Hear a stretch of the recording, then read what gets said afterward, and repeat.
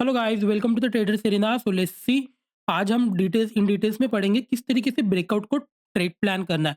Last videos में हमने plan किया था मार्केट में ट्रेंड किस तरीके से होता है।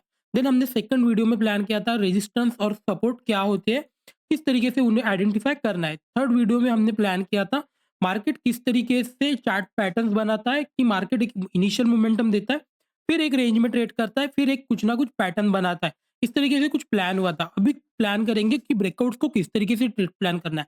मैं जनरली किस तरीके से प्लान करता हूँ, लेट्स सी। ये मार्केट में एक इनिशियल मोमेंटम था। ओके, ये इनिशियल मोमेंटम था। यहाँ से जब मार्केट फर्स्ट टाइम इसको रिटेस्ट करता है, अगर ये रेजिस्टेंस अच्छा था, यहाँ से किस तरीके की कैंडल बननी चाहिए, लेट्स सी। मार्केट में फुल्ली बेरिश कैंडल हो, इधर हो सकता है इस तरीके का कुछ हैमर टाइप कैंडल हो। अभी मैं मतलब ये रेजिस्टेंस को ये वैल्यू करता हूँ कि हाँ, मार्केट यहाँ से नीचे आया और फिर इसके नीचे अगर क्लोज करना चालू करता है तो ये रेजिस्टेंस मेरे लिए फुल्ली, ये रेजिस्टेंस यहाँ पे वैल्यूएबल हो जाता है कि हाँ, इस रेजिस्टेंस पे आके मार्केट इधर हो सकता है हॉल्ट करेगा, फिर मोमेंटम करेगा, या तो हो सकता है मार्केट थोड़ा सा ऊपर जाके फिर हॉल्ट करेगा, फिर मोमेंटम करेगा। लेकिन अगर इस रेजिस्टेंस के पास ये जो कैंडल है, वो कैंडल कहीं इस तरीके से बनता है, अगर इस तरीके से बनता है, तो ये मेरे लिए हॉल्ट कैंडल है। ये कभी भी मेरे लिए रेजिस्टेंस कैंडल नहीं होती है।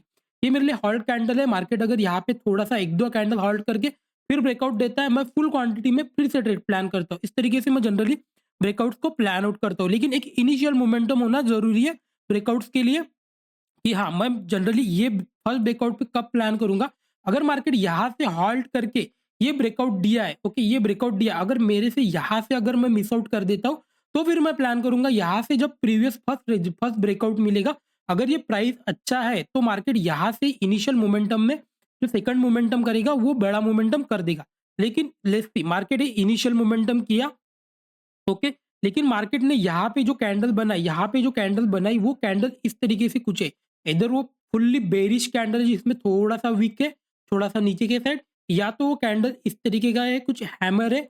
तो फिर मेरे लिए ये रेजिस्टेंस है, ये एरिया रेजिस्टेंस बन गया है। बिकॉज जनरली होता क्या है ना, मार्केट ने इतना बड़ा अगर रिजेक्शन दिया है, तो कहीं ना कहीं ये एरिया पूरा रिजेक्शन का एरिया है। यहाँ से मार्केट कभी भी रिजेक्शन करता है, तो जब तक यहाँ पे मार्केट हॉल्ट नहीं करता है, तब तक मेरे लिए ये बुलिश कैंड मतलब ये बाइंग का सिनेरियो नहीं होता है। तो मैं जनरली ब्रेकआउट्स को किस तरीके से प्लान करता हूँ, लेट्स सी। मार्केट यहाँ से ऊपर आया, नीचे आया मार्केट, ओके, देन ये यहाँ से फिर से रेजिस्टेंस लेगा, फिर से नीचे आएगा, फिर से यहाँ से रेजिस्टेंस लेगा। अगर ये 2 बार रेजिस्टेंस ले चुका है, फिर ये मेरे लिए ये लेवल वीक होना शुरू हो गया। अगर ये फिर से लेवल आ रही है, तो मैं ब्रेकआउट के लिए प्लान करूँगा। देखो, इसमें एक बात ध्यान रखना, इसमें टाइम फ्रेम का कोई लेना देना नहीं होता है। Whatever your time frame your trading, 1 minute हो गया या तो 5 मिनट हो गया, या 15 मिनट या 1 आवर या वीकली, कोई भी कैंडल वो मैटर नहीं करता। वहां पे बस प्रोबेबिलिटी और प्रोबेबिलिटी मैटर करेगी, और मार्केट कहाँ से मूव कर रहा है ये मैटर करेगा। ओके, लेट्स सी, मार्केट यहाँ से इनिशियल मोमेंटम किया, मार्केट नीचे आया, मार्केट फिर से ऊपर गया, मार्केट नीचे आया। अभी ये यहाँ से अगर ऊपर जा रहा है, अगर ये यहाँ से डायरेक्टली ऊपर चला गया, ये 2 बार रेजिस्टेंस मिल चुका है मेरे लिए, ये लेवल वीक हो चुका है। मैं जनरली किस तरीके से प्लान करता हूँ, मैं यहाँ पे 20 मतलब अराउंड 25 या 30% मेरी क्वांटिटी का इनिशिएट कर देता हूँ इस एरिया में। ओके, यहाँ से अगर मार्केट फिर ऊपर गया, फिर से प्राइस एक्शन बना के फिर से ऊपर जा रहा है, मैं अदर क्वांटिटी को यहाँ पे मतलब इनिशिएट कर दूंगा। एसएल मेरा यहाँ पे हो जाता है, और अगर मार्केट लेस यहाँ से अगर नीचे भी आया एम पैटर्न बना के, तो फिर मैं निकाल दूंगा। ये मेरे लिए ब्रेकआउट फेलियर का प्लान हो जाएगा कि हाँ, मार्केट ब्रेकआउट फेलियर कर रहा है, तो फिर मैं यहाँ से निकाल दूंगा, और फिर से कुछ सेलिंग के पोजीशंस को ऐड करूंगा। अगर मुझे सही लगता है तो, कि हाँ, सही एरिया में मार्केट है, सेलिंग के लिए भी आ सकता है, तो फिर मैं इस तरीके से कुछ प्लान आउट करूंगा। आई होप ये पॉइंट आपको समझ में आ रहे होंगे। लेट्स सी, मार्केट यहाँ से ऊपर गया, मार्केट नीचे आया, मार्केट यहाँ पे आया, लेकिन सही एंट्री कब होगी, अगर मार्केट में फुल क्वांटिटी मुझे प्लान आउट करना है। लेट्स सी, मार्केट यहाँ से फिर से नीचे आया, मैं सही क्वांटिटी कब ऐड करूंगा, अगर मार्केट यहाँ पे आया और हो सकता है यहाँ पे 2-3 कैंडल्स हॉल्ट करे, फिर अगर मार्केट ब्रेकआउट देता है, ये मेरे लिए फुल क्वांटिटी ऐड करने की तरह हो जाएगा। बिकॉज़ मेरे मेरे लिए यहाँ पे मुझे एक एसएल मिल जाएगा। अगर मार्केट यहाँ से मूव करता है, तो डेफिनिटली एक बड़ा मूव करेगा, अगर मार्केट मोमेंटम करेगा तो। अगर एसएल देता है तो बेटर है, एसएल लेके निकाल जाओ। देखो, प्रोबेबिलिटी 60% पकड़ के चलते जाओ हमेशा, हर ट्रेंड का 50%। तो मार्केट में एटलीस्ट आपको प्लान करना है 1:3 के लिए। अगर 1:3 मिलता है, वेल एंड गुड। मार्केट में अगर आप 15 ट्रेड्स भी करोगे, अगर इसमें से प्रोबेबिलिटी आपकी 50% भी है, तो हो सकता है 5 ट्रेड्स आपके लॉस हो जाए, लेकिन 5 ट्रेड आपको प्रॉफिट मिले और 1:3 है, तो आप 10 रुपीज़ लॉस करोगे, तो उसके बदले में आपको 15 रुपीज़ मिल जाएगा, ओके? इस तरीके से कुछ प्लान आउट होना चाहिए। आई होप ये पॉइंट आपको समझ में आ रही होगी। ब्रेकआउट्स जनरली होते क्या है ना, ब्रेकआउट्स हमेशा फेल नहीं होते और ये कभी आइडेंटिफाई नहीं कर सकते आप कि हाँ, ब्रेकआउट फेल होने वाला या प्रॉफिटेबल होने वाला है। ये जनरली होता नहीं है। आप कहीं पे भी जाके कोई भी वीडियो में प्लान कर लो। देखो, मैंने जहाँ तक मार्केट को देखा है, जनरली लोग क्या बोलते हैं ना कि मार्केट ब्रेकआउट कब फेल नहीं करता है, अगर मार्केट इसके ऊपर आ गया और इसके ऊपर 2 कैंडल क्लोज़ कर दिया किसी भी टाइम फ्रेम में ब्रेकआउट के ऊपर, तो मार्केट ब्रेकआउट मतलब सस्टेन कर जाता है। ये जनरली होता नहीं है। आप अगर प्रीवियसली जाकर देखोगे, अगर ये 2 कैंडल भी क्लोज़ कर देगा, तो भी देयर आर चांसेस कि ब्रेकआउट फेल हो जाएगा और मार्केट नीचे की साइड आ सकता है इन शार्पली। ओके, अगर इसको इन डिटेल्स में चार्ट में भी पढ़ेंगे तो किस तरीके से प्लान आउट होना चाहिए। लेट्स सी, मार्केट यहाँ से नीचे आया, ये एक रेजिस्टेंस एरिया है 100 रुपीज का।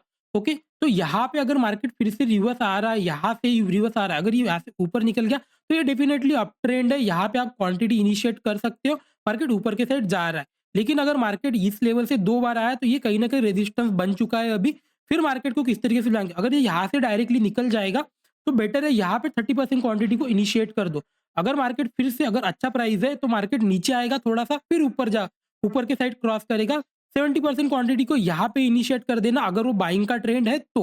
ओके, वो तो हम इन डिटेल्स में पढ़ते हैं कि ट्रेंड को किस साइड कितनी क्वांटिटी इनिशिएट करनी चाहिए। अगर बाइंग का ट्रेंड है तो फुल क्वांटिटी में ट्रेड प्लान करने का, और मार्केट बाइंग के ट्रेंड के अपोज में आ रहा है और जब तक एम पैटर्न नहीं बना रहा है तब तक हम क्वांटिटी को कम रखेंगे। आई होप ये पॉइंट आपको समझ में आ रहे होंगे। तो लेट्स सी, मार्केट यहाँ से ऊपर गया, नीचे आया, मार्केट फिर से ऊपर गया, फिर से नीचे आया, फिर से ऊपर गया, फिर से नीचे आया।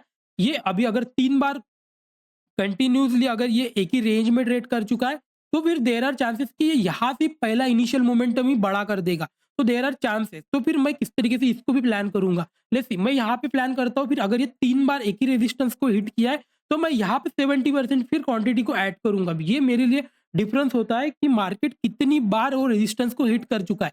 अगर ये 5 टाइम्स से ज़्यादा अगर हिट कर चुका है, अगर ये 5 टाइम्स हिट कर चुका है, फिर 6 टाइम आ रहा है, फिर मैं यहाँ पे फुल क्वांटिटी ही प्लान करूँगा। बिकॉज़ जनरली होगा क्या ना, जहाँ से जो भी मोमेंटम होगा वो बहुत बड़ा मोमेंटम होगा, तो फिर मैं इसको मिस आउट नहीं करना चाहता हूँ। और अगर मार्केट 2 बार में थर्ड टाइम आ रहा है तो फिर मेरा 25% क्वांटिटी आ जाएगा यहाँ पे। बिकॉज़ मार्केट कहीं न कहीं हो सकता है ये ब्रेकआउट फेलियर भी हो सकता है। लेकिन अगर 5 टाइम्स कर रहा है तो there are more chances, 90% chances है कि मार्केट बड़ा मूव करेगा यहाँ से, तो मैं फुल क्वांटिटी को इनिशिएट करूँगा। या तो हो सकता है 80% यहाँ पे कर दूँ, 20% फिर प्राइस एक्शन देख के करूँगा। इस तरीके से कुछ प्लान आउट होना चाहिए। आई होप ये पॉइंट आपको समझ में आ गई।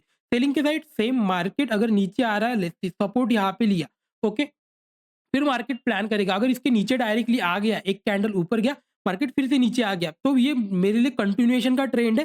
मार्केट नीचे आ रहा है, मैं यहाँ पे फुल क्वांटिटी ही प्लान करूंगा। लेकिन अगर मार्केट ऊपर गया, लेट्स सी मार्केट नीचे आया, ऊपर गया, लेकिन मार्केट यहाँ से अगर रिवर्स हो रहा है तो फिर ये एरिया मेरे लिए रेजिस्टेंस बन चुका है अभी। अगर यहाँ से मार्केट ने इधर हो सकता है इस तरीके का कुछ पिन बार का कैंडल मिल जाए, या तो हो सकता है फुल्ली बुलिश कैंडल मिल जाए, एक स्ट्रॉन्ग कैंडल मिल जाए, फिर ये मेरे लिए बुलिश मार्केट बन जाएगा। यहाँ से हो सकता है बुलिश ट्रेंड कंटिन्यू हो सकता है, बिकॉज ऑलरेडी सपोर्ट के पास से स्ट्रॉन्ग बाइंग आई है, या तो सपोर्ट के पास से रिजेक्शन आया है। देखो, कैंडल्स हमेशा फॉर्म होते हैं, कैंडल हमेशा कहाँ पे फॉर्म हो रहा है और किस तरीके का कैंडल बन रहा है, ये ज्यादा इंपॉर्टेंट होता है, ना कि मार्केट किस तरीके से कैंडल बना रहा है। लेकिन कैंडल किस जगह पे फॉर्म हो रहा है ये बहुत ज्यादा इंपॉर्टेंट होता है। तो मार्केट यहाँ पे मेरे लिए इस तरीके से आया। अगर मार्केट थर्ड टाइम यहाँ पे आ रहा है, मैं यहाँ से इसके नीचे, यहाँ से इधर हो सकता है इस तरीके का कुछ ट्रेंड लाइन का आपको ट्रायंगल टाइप पैटर्न मिल जाए, या तो हो सकता है कुछ इस तरीके का स्क्वायर टाइप पैटर्न मिल जाए, या तो हो सकता है इस तरीके का कुछ पैटर्न मिल जाए, फिर ब्रेक डाउन करे मार्केट। तो मार्केट में एक यही 3 ट्रेंड चलते हैं ज़्यादा ज़्यादा से ज़्यादा 90% चांसेस में, तो इसी तरीके से मूव होता है। ओके, आई होप ये पॉइंट आपको समझ में आ रहे हैं। नीचे आया मार्केट, फिर से ऊपर गया, फिर से नीचे आया, फिर से नीचे आया, फिर से नीचे, अगर 3 बार से ज़्यादा अगर एक बार हो गया है, फिर मेरे लिए क्वांटिटी यहाँ पे बढ़ाना, मतलब यहाँ पे मुझे कन्फ्यूजन क्रिएट नहीं होगा मार्केट को बड़ा ट्रेंड करने के लिए। अगर मार्केट यहाँ से और अगर 3 बार से मार्केट ज़्यादा ऊपर अगर आ गया है, तो फिर मैं मार्केट को इस तरीके से कुछ प्लान आउट कर सकता हूँ, मार्केट मोमेंटम कर सकता है। और अगर ये यहाँ से ब्रेकआउट फेलियर भी करता है, तो मार्केट अपसाइड भी मूव कर सकता है, बिकॉज़ 3 बार रेजिस्टेंस कहीं न कहीं दिया है, तो सेलर्स यहाँ पे जो सेलर्स ट्रैप हुए, मार्केट देखो देयर आर प्रोबेबिलिटी मार्केट कितना भी ऊपर जाए, कितना भी नीचे जाए, we don't know. As a trader हमको बस मोमेंटम चाहिए कि मार्केट ऊपर जाए या तो नीचे जाए लेकिन फास्ट मूव करे और हमको एक प्रीमियम में अच्छा खासा उछाल मिलेगा तो कुछ प्रॉफिट मिल सकता है।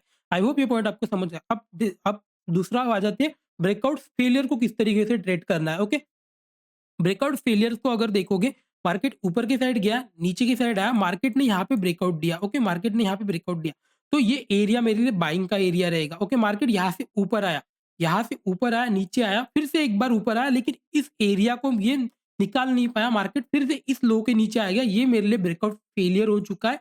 और ब्रेकआउट जब भी फेलियर होता है तो डेफिनेटली एक बड़ा मूव आता है। हो सकता है ये इस लो तक रिटेस्ट करने के लिए आ जाए।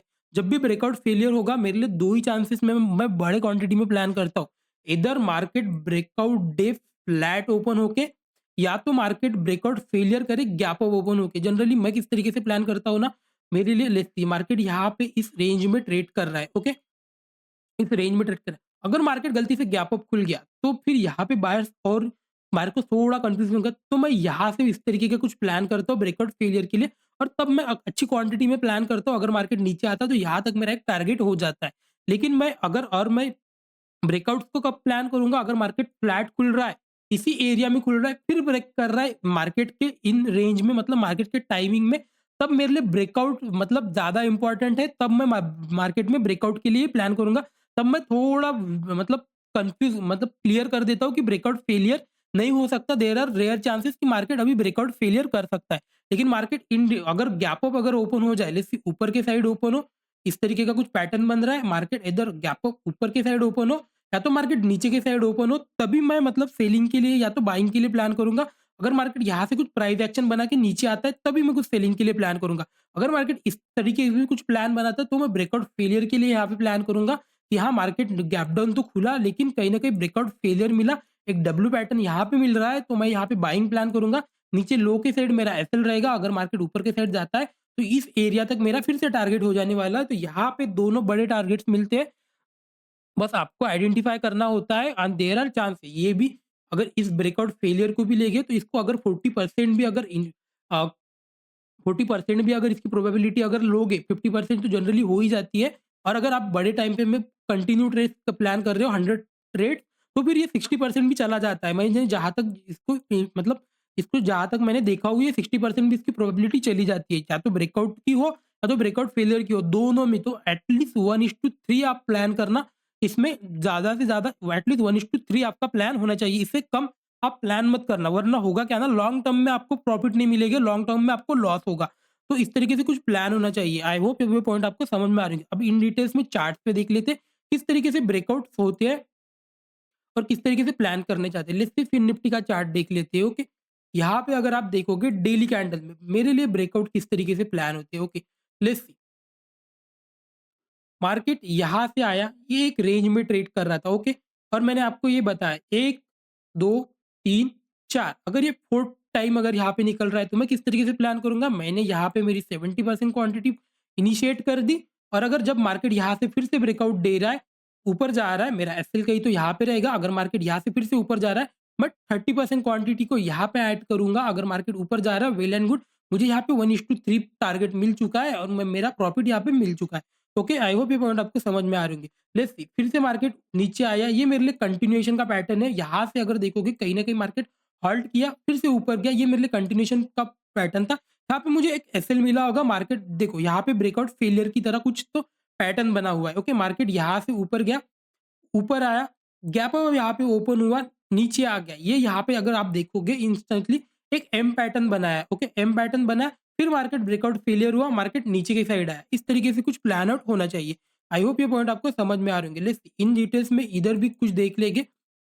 जब जब मार्केट रेंज में रहेगा तब तक हमें बड़ा मोमेंटम मिलेगा और वो हो सकता है एक बड़ा मूव देखने को मिले। ओके, लेट्स यहाँ पे अगर देखोगे ये एरिया एक रेजिस्टेंस एरिया था। मार्केट एक बार आया, दो बार आया, थर्ड टाइम आया। जब फोर्थ टाइम इसने ब्रेक किया, मैं यहाँ पे मेरी कुछ क्वांटिटी ऐड प्लान करूंगा। मार्केट यहाँ से नीचे आया, मैं यहाँ पे 70% 20% यहाँ पे मुझे यहाँ से एक प्रॉफिट मिला और एक अच्छा प्रॉफिट मिला। यहाँ पे भी अगर देखोगे अराउंड 1:3 का प्रॉफिट मिला। यहाँ पे अगर मेरा एसएल होता तो 1:2 तो मिल ही गया होता ऑलमोस्ट, और 1:3 भी मिला है। ओके, इन डिटेल्स में देख लेते हैं कि किस तरीके से मार्केट प्लान हो जाए। अब ये बड़ा टाइम फ्रेम हो गया तो इसमें आपके टारगेट्स भी बहुत बड़े हो जाएंगे और आपके रिस्क टू रिवॉर्ड भी बहुत बड़ा हो जाएगा। लेकिन अब हम छोटे टाइम फ्रेम पे देखते हैं, 50 मिनट पे देखते हैं किस तरीके से, और इन लेटेस्ट में देखेंगे किस तरीके से प्लान आउट हुआ है। Okay, let's see. यहाँ पे अगर देखोगे, कल हमने यहाँ पे प्लान किया था, मार्केट यहाँ से ऊपर के साइड निकल रहा है तो बाइंग के साइड एक एरिया मिल सकता है। अब मैंने यहाँ पे क्यों आपको बोला था कि मार्केट ओपन हुए बराबर, ओपन अगर होता है, इसको हमने प्लान नहीं की थी, ये गैप अप ओपन हुआ है, तो यहाँ पे हमको वेट करना पड़ा था। यहाँ पे हमने क्वांटिटी बनाई होती, मे बी आपको एक एसएल मिला होगा, कोई इशू नहीं है, इसको कोई प्रॉब्लम नहीं है। ओके, लेकिन हमने निफ्टी बैंक में इसको प्लान किया था। आज किस तरीके से प्लान, देखो प्रोबेबिलिटी है, हर जगह कहीं ना कहीं लॉस मिलेगा, कहीं ना कहीं प्रॉफिट मिलेगा। यहाँ पे अगर आप देखोगे, कहीं ना कहीं ये एक रेजिस्टेंस था। ओके, एक बार ट्रेड किया, दो बार ट्रेड किया, थर्ड टाइम ट्रेड किया, जब ये फोर्थ टाइम किया तब मैंने यहाँ पे आज कुछ 80% क्वांटिटी को यहाँ पे इनिशिएट किया था। उसके बाद में 20% क्वांटिटी को यहाँ पे इनिशिएट किया था। मुझे एक प्रॉफिट भी मिला, अच्छा खासा यहाँ पे प्रॉफिट मिला था, और हमने प्लान भी किया था सेकंड हाफ में अगर ब्रेकआउट देता है एक ऑप्शन बाइंग के लिए प्लान करेंगे। मैंने इस तरीके से कुछ प्लान किया था, एक बड़ा मोमेंटम भी मिला था, लेकिन यहाँ से जब ये रिवर्स आया, यहाँ से तो मैंने यहाँ पे क्वांटिटी को मतलब निकाल दिया था पूरी क्वांटिटी को, और एक अच्छा प्रॉफिट भी मिला मुझे। अभी यहाँ पे किस तरीके से प्लान आउट होना चाहिए, देखो यहाँ पे अगर आप देखोगे, कहीं न कहीं मार्केट रेंज में, हमको मार्केट में रेंज मिलना चाहिए। जब तक हमको रेंज नहीं मिलेगा, तब तक हम इनिशिएट नहीं कर सकते पोज़ीशंस को। ओके? यहाँ पे अगर आप देखोगे इस तरीके के इस पैटर्न को, देखो मार्केट यहाँ से ऊपर आया, ये मेरे लिए सेलिंग का मार्केट नहीं था। लेकिन मार्केट ने यहाँ पे एम पैटर्न बना, ये मेरे लिए सेलिंग का मार्केट हो गया। मार्केट ऊपर आ रहा था, ये एरिया मेरे लिए एक रेजिस्टेंस एरिया था। ओके? जब तक मार्केट इसके ऊपर नहीं जाने वाला था, मैं बाइंग के लिए प्लान नहीं करने वाला था। Simple as that. इस तरीके से मैंने आपको पैटर्न बनने का बताया। ओके? मार्केट नीचे आया, यहाँ से नीचे आया, फिर मेरे लिए एक नई ट्रेंड लाइन यहाँ पे क्रिएट हो गई कि हाँ, यहाँ पे कुछ तो पैटर्न बन रहा है, कि मार्केट कुछ ना कुछ पैटर्न बना रहा है। ओके? लेट्स सी, यहाँ से फिर मेरे लिए ट्रेंड लाइन बनती हुई आई। मार्केट यहाँ से फिर से ऊपर आया, ये मेरे लिए ट्रेंड लाइन बन चुकी थी। मार्केट फिर से यहाँ पे आया ट्रेंड लाइन के पास, यहाँ पे जब ये ब्रेकआउट किया, तब मेरी यहाँ पे 70% क्वांटिटी ऐड हो गई। ओके, देन फिर से मार्केट ने यहाँ पे ब्रेकआउट दिया, तब मेरी यहाँ पे 20% क्वांटिटी यहाँ पे इनिशिएट हो गई। मेरा एसएल कहीं तो यहाँ पे कहीं तो था। मार्केट यहाँ से आया, थोड़ा सा नीचे आया, फिर से ऊपर गया, और मुझे 1:3 4 मिल चुका है। ओके, मैं जनरली प्लान करता हूँ 1:3 4, या तो 5, या तो मेरा कभी-कभी 1:20 भी चला जाता है। मैं प्लान करता हूँ मार्केट में, मार्केट की सिचुएशन के हिसाब से, जन बिकॉज़ मेरे लिए एसेट्स मैटर नहीं करते। मेरे लिए अगर 30% मेरे एसेट्स भी हिट होते हैं, मुझे 30% ही प्रॉफिट चाहिए, लेकिन प्रॉफिट्स मेरे बिगर होने चाहिए, कि हाँ, मेरे एसेट्स पूरे उसमें कम डाउन हो जाए। इस तरीके से मैं कुछ प्लान आउट करता हूँ। अभी अगर आप देखोगे मार्केट में, फिर प्रीवियसली अगर आप प्रीवियस चार्ट्स पे जाकर देखोगे कि मार्केट में किस तरीके से प्लान आउट होना चाहिए। यहाँ पे भी अगर देखोगे, आप जितना छोटा टाइम फ्रेम में जाओगे, उस तरीके से आपको ट्रेड मिलेगा। अगर आप यहाँ पे 1 आवर टाइम फ्रेम में भी जाते, तो हो सकता था मार्केट हमें आपको यहाँ पे 2 ऐसे दो दो एक ट्रेंड लाइन मिल चुकी थी। जब इसने ब्रेकआउट दिया, आपने 50% क्वांटिटी को यहाँ पे इनिशिएट किया, 70% सॉरी, और फिर मार्केट मूव कर रहा है, तो आपको एक प्रॉफिट मिल चुका है। ओके, इस तरीके से कुछ प्लान आउट होना चाहिए। आई होप ये पॉइंट आपको समझ में आ रही है। लेकिन जनरली प्लान करना कि मार्केट 1 या 2 बार, जो भी ब्रेकआउट्स जो होते हैं, जनरली हमेशा याद रखना, ये फर्स्ट टाइम में अगर ब्रेक कर रहा है, ये तब कब ब्रेक करना चाहिए, जब ये मार्केट यहाँ पे हॉल्ट किया है, कि इसका 50% यहाँ पे आया, फिर अगर ब्रेक कर रहा है, ये मेरे लिए एक एग्रेसिव बाइंग के लिए है। लेकिन अगर मार्केट निकल चुका है, लेट्स से 7-6 कैंडल बन चुकी है, फिर अगर मार्केट नीचे आ रहा है, फिर मेरे लिए ये रेजिस्टेंस, ऑब्वियसली रेजिस्टेंस बनने वाला है। मार्केट यहाँ पे फिर मुझे 2 रेजिस्टेंस चाहिए, तभी मैं ट्रेड प्लान करूँगा। 2 रेजिस्टेंस के ऊपर जब ये मार्केट ट्रेंड बनाना चालू कर देगा मार्केट में, मैं फिर ट्रेड के लिए प्लान करूँगा। आई होप ये पॉइंट आपको समझ में आ रहे होंगे। लेट्स सी, अगर आप प्रीवियसली कैंडल्स पे देखोगे, फिर से आप अगर देखोगे, यहाँ पे आपको कुछ ना कुछ ट्रेंड मिलते जाएँगे। ओके, लेट्स मार्केट लेट्स यहाँ से नीचे आई है, तो डाउन ट्रेंड ही था। ओके, लेट्स यहाँ से अगर देखोगे, मार्केट यहाँ से रिवर्सल आया। ओके, ये इनिशियल मोमेंटम में पूरा मूवमेंट कर रहा था, इसमें यहाँ पे कुछ भी हमको हॉल्ट नहीं मिला, तो मैं यहाँ पे एग्रेसिव नहीं होने वाला। ओके, फिर मैं प्लान करूंगा, मुझे 2 रेजिस्टेंस चाहिए, एक 2 रेजिस्टेंस मिल चुके, ये थर्ड टाइम आया, ये फोर्थ टाइम आया। यहाँ से जब इसने ब्रेकआउट दिया, अगर सेकंड डे देखोगे, यहाँ से ब्रेकआउट दिया, फिर से ऊपर आया, फिर ये मेरे लिए एग्रेसिव एरिया हो जाएगा बाइंग के लिए, जिस तरीके से हम प्लान करते। यहाँ एक मोमेंटम किया था, फिर नीचे आया है, फिर अब जब ब्रेकआउट दे रहा है, तभी मैं कुछ बाइंग के लिए प्लान करूँगा। इस तरीके से कुछ प्लान आउट होना चाहिए। अब आप डिसाइड करो कि आपको कहाँ ट्रेड करना है, लेकिन मैंने बस आपको एक कंसेप्ट समझा दिया कि मार्केट ब्रेकआउट्स किस तरीके से देता है। देखो, ट्रेडिंग करना और चीज़ें समझना देयर आर डिफरेंट। चीज़ें को समझने की चीज़ें समझते हैं हम, ये सब चीज़ें समझते हैं इसलिए बिकॉज़ हमको कहीं न कहीं प्रॉफिटेबल होना है इन लॉन्ग टर्म में। लेकिन entry, exit, there are different thing. इसको इससे इनिशिएट नहीं कर सकते कि ब्रेकआउट्स कहाँ हो रहे हैं और ब्रेकआउट्स कब हो रहे हैं। इस तरीके से प्लान आउट करना चाहिए। कहीं न कहीं मार्केट में जब ब्रेकआउट्स मिलेंगे तो आपको कहीं न कहीं वेट करना पड़ेगा कि मार्केट एक रेंज में है, कुछ तो पैटर्न बनाए, फिर ब्रेकआउट मिले तभी मैं कुछ ट्रेड प्लान करूँ। और फिर आपको डिसाइड करना पड़ेगा। व अदरवाइज़ इसके बीच में आप कन्फ्यूज़ हो जाओगे कि हाँ, ट्रेंड कहाँ जा रहा है, ट्रेंड कहाँ जा रहा है। उसके बाद में आपको आपका रिस्क मैनेजमेंट करना पड़ेगा। आपको डिसाइड करना पड़ेगा कि प्राइस क्या बोलता है, प्राइस किस टाइम फ्रेम में क्या कर रहा है। Price always follow the bigger time frame. जब तक प्राइस बड़े टाइम फ्रेम को फॉलो करता है मार्केट में ट्रेड उसी साइड प्लान करना है, ये हमेशा ध्यान रखना। ये पॉइंट थोड़ा हैक हो जाएगा। ओके, आई होप ये पॉइंट आपको समझ में आ रहे होंगे। तो अभी नेक्स्ट वीडियो में हम प्लान आउट करेंगे कि ब्रेकआउट्स सॉरी हम नेक्स्ट वीडियो में हम प्लान करेंगे किस तरीके से एंट्री और एग्जिट करना है। ये हम टोटली प्लान करेंगे और ट्रेंड किस तरीके से आइडेंटिफाई करना है कि हमको एक बाइंग के साइड एंट्री करना है या सेलिंग के साइड एंट्री करना है। आई होप ये पॉइंट आपको समझ में आ रहे होंगे। वीडियो अच्छा लगा तो like and subscribe, and thank you so much.